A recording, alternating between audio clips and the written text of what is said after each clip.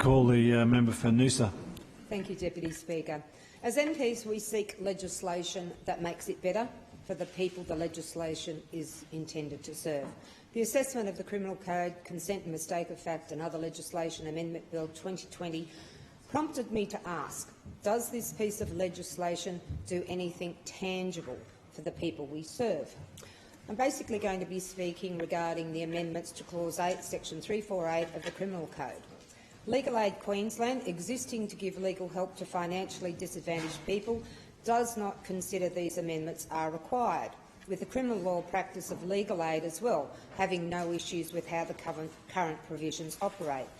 The Queensland Law Society, however, accepts the Queensland Law Reform Commission's position that there should be some amendments to the Criminal Code to clarify, reinforce and update the current operation of the law.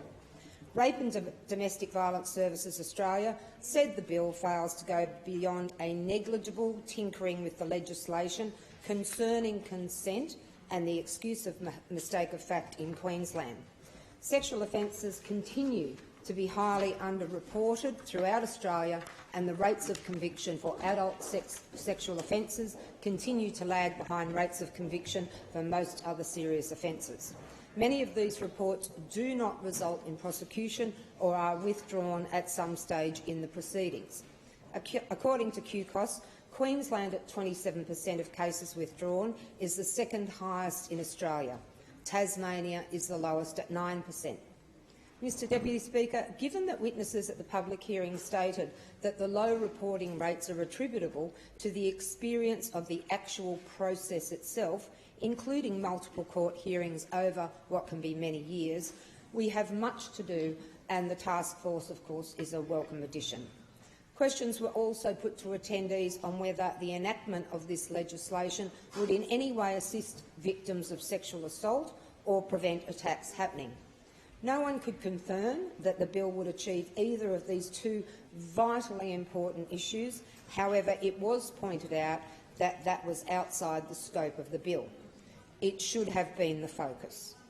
These amendments may well assist judges to provide properly informed directions to a jury about this area of law. However, as I pointed out in my statement of reservation, law entities do not agree on whether these amendments are even needed, which increases the confusion that we saw.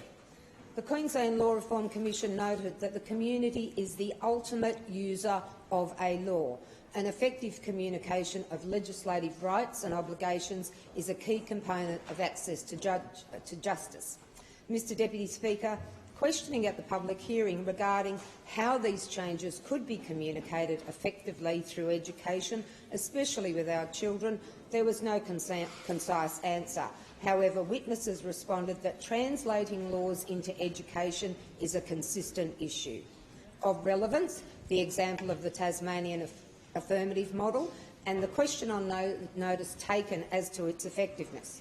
It was felt that a lack of education contributed to a reluctance of courts to adopt this model, which could have affected greater change, leading to understandable concerns.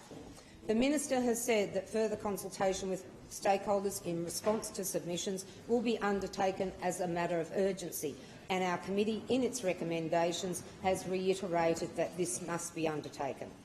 This gives reassurance that this bill may, at the very least, provide the mechanism in which the many issues within the submissions can be addressed. With resources spent and the QLRC recommending this technical change, I do not oppose the bill nor the last-minute amendments regarding the Legal Profession Act 2007 and welcome the changes to online gaming. Mr Deputy Speaker, however, in my statement of reservation, I have outlined what I do oppose, and that is changes sought by our sexual assault survivors and frontline organisations were not included and prioritised. May their efforts through this bill be the catalyst for change and promptly delivered as a follow-up. In closing, I thank my fellow Legal Affairs and Safety Committee members and Chair for his patience. To our Secretariat, the Minister, Department staff and all submitters, you took what was confusing, and it was confusing and difficult to grapple with, and made it less so. To witnesses at the public hearing, Your attendance was deeply appreciated, and your concerns, I trust you have felt, have been listened to and will be enacted on. The job you do is one of the toughest, and your frustration palpable and understandable.